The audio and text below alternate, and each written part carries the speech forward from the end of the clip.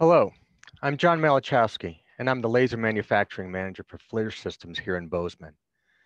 This is the third in a series of webinars focused on various quality processes and quality-related topics that will help your organization transition into production manufacturing. This webinar is focused on explaining the foundation of manufacturing and is aligned with the overall purpose of this webinar series. Today, we share with you some of the important insights to help you successfully make this transition. Like all the previous presenters, I have nothing to sell you. We are doing these webinars to enable you to take the principles of quality management to allow you to be more quickly and effectively make the transition to full production manufacturing. There is nothing here that is proprietary or that is on the cutting edge of academic learning. What we do intend to bring you are a unique perspective about production manufacturing while also challenging some of the perspectives about production manufacturing that you may already have. So here's what we'll be offering you as takeaways from today's presentation. Why you need to document all your critical manufacturing processes and why they are invaluable to your organization's success. Why you need to become a student of lean manufacturing.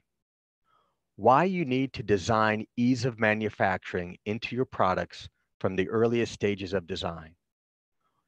Why you need to master capturing manufacturing resource data to help you to become a better decision maker.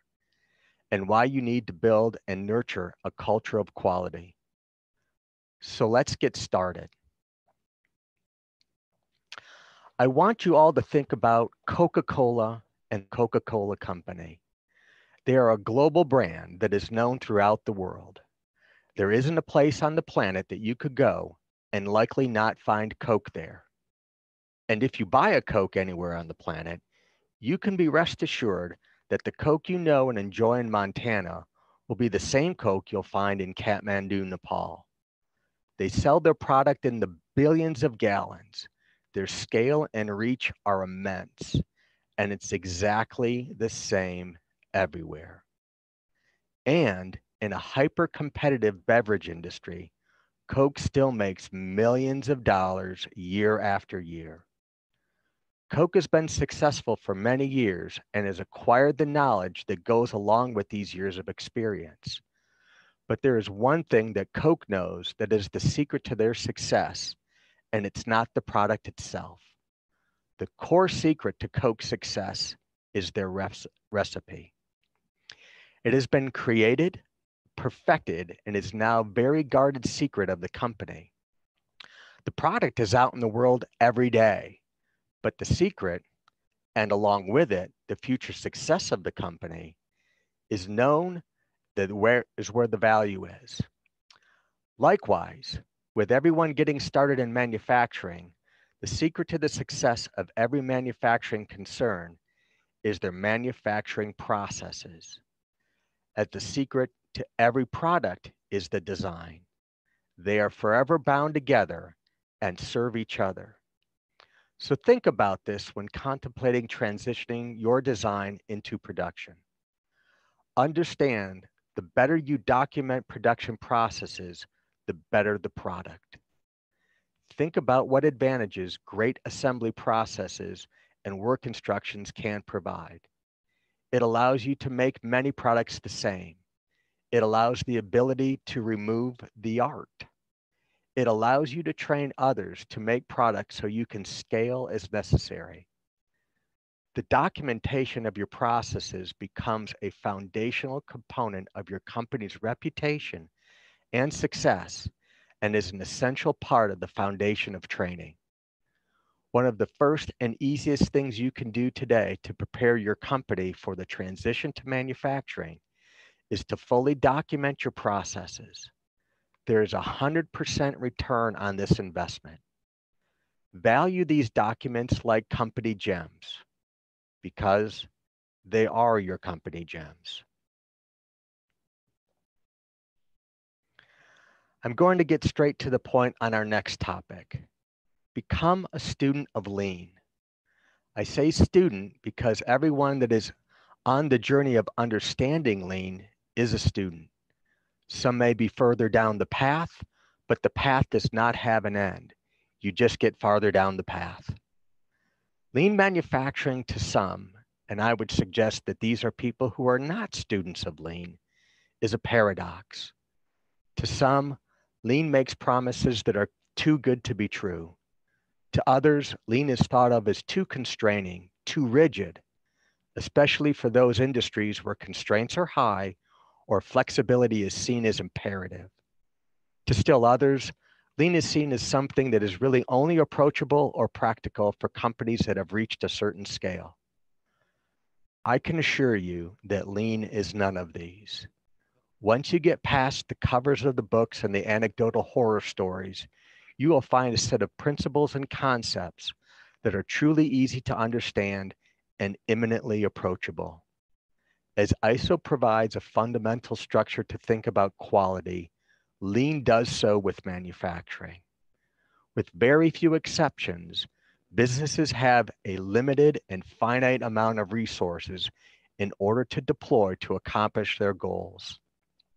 Lean provides both a way of thinking and the fundamental structures in which to optimize limited resources for maximum outcomes. Lean tools and concepts allow you to do more with less. Let that phrase sink in a moment. Lean allows you to do more with less. As any business leader understands, these ideas are essential in an environment where competition is high, resources are dear, and the ability to meet dynamic demands is critical. Doing more with less is not a controversy, it's common sense. The second thing you can do today is to go online and get a book on lean. Then, when you get it, read it. Find others who are students of lean.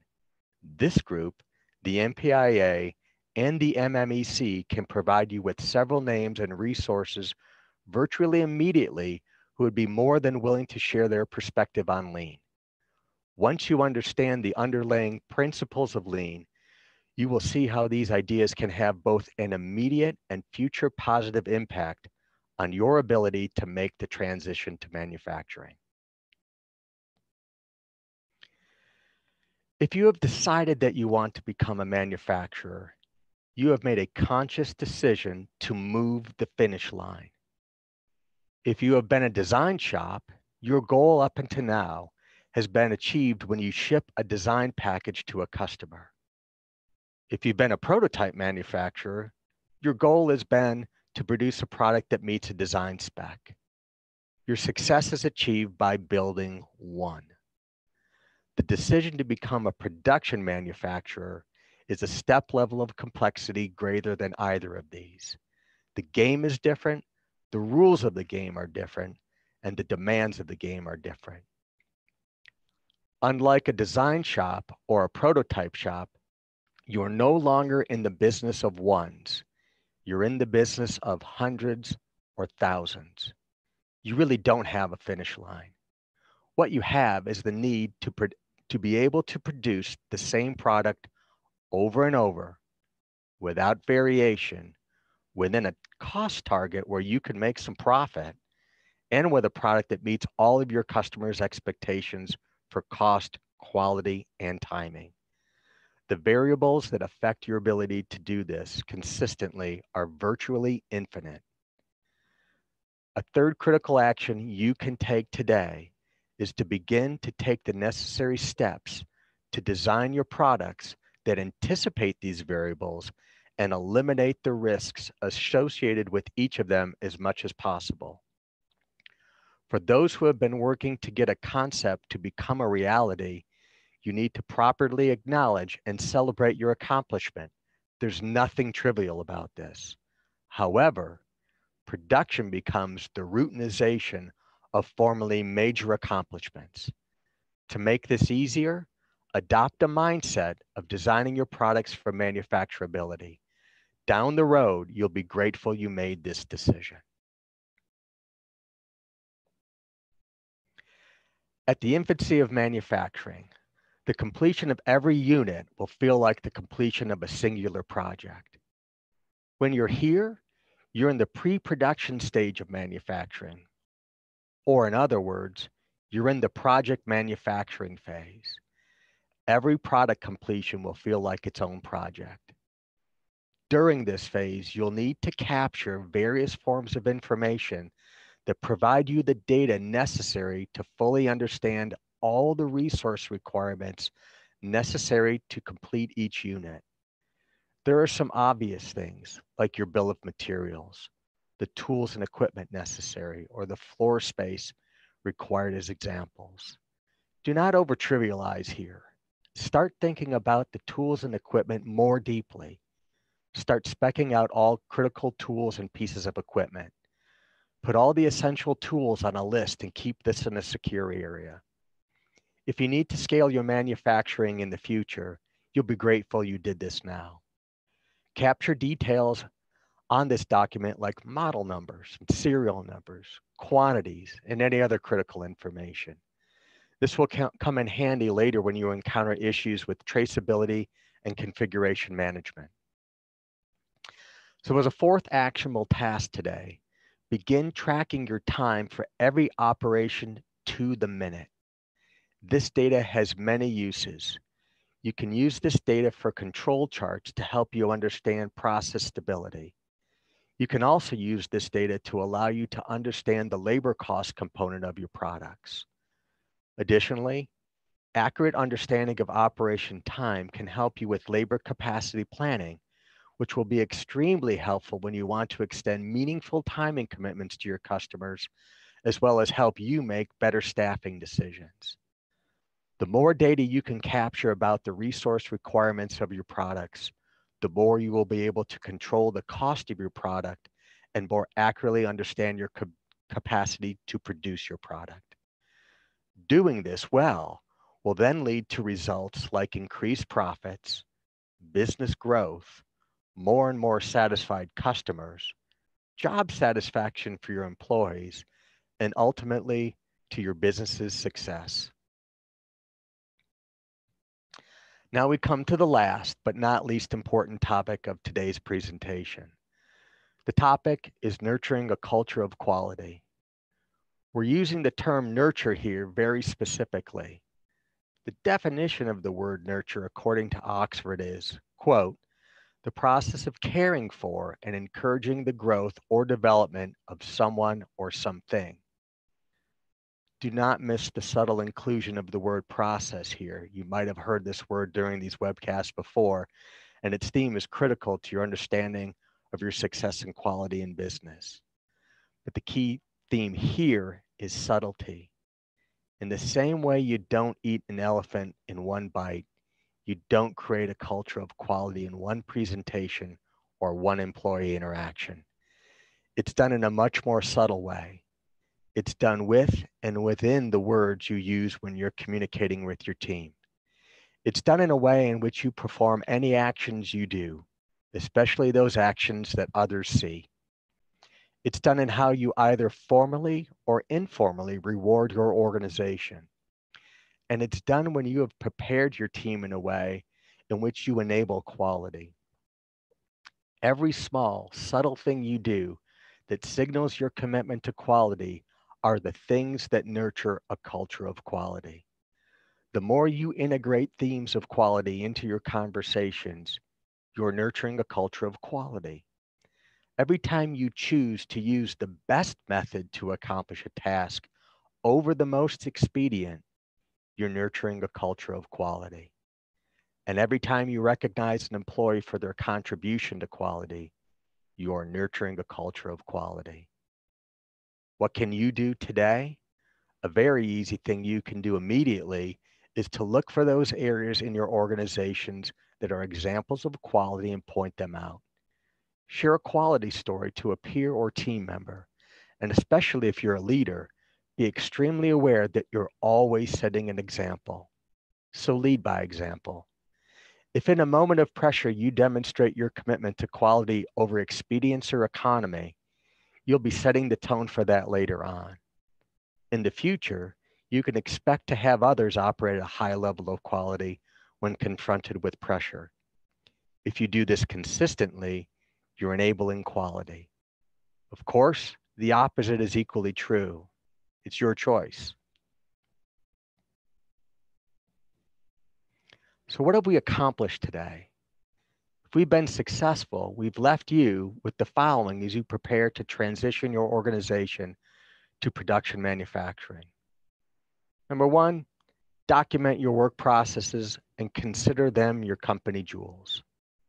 Two, become a student of Lean and let its principles unburden you of unnecessary waste. Three, successful manufacturing begins at the point of initial design. Four, become focused on the details of the resources required to manufacture your products. And five, become a champion and a role model for quality. These are the intended takeaways of our time together today. Our experience perspective has shown us that if you use these ideas, they are fundamental and they're not ephemeral. They are not actions you will take once and never do again. These are the things, the gems that we believe that if we had to do it all over again, we wished we'd have known these things up front. Or if we knew them, we valued them much more greatly. So as we wrap up here are the things we believe you can do today, virtually immediately after you leave this webcast. Some of them you can do and not appreciate their value today, and that's okay.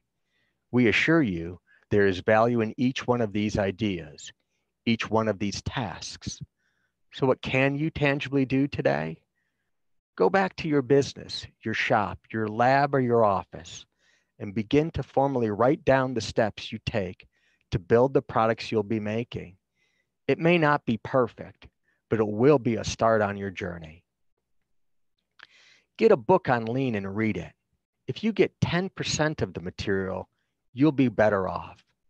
If you seriously read it, I believe you will get way much more value than you spent on the book and the time reading it.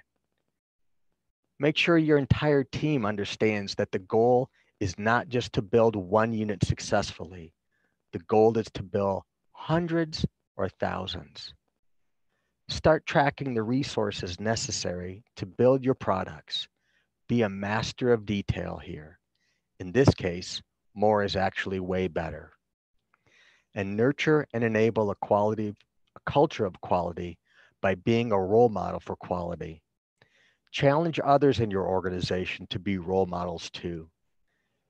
Your business will evolve a culture. It's up to you what that culture becomes. So this concludes our time today and our presentation. I hope that you find the material valuable and thought-provoking.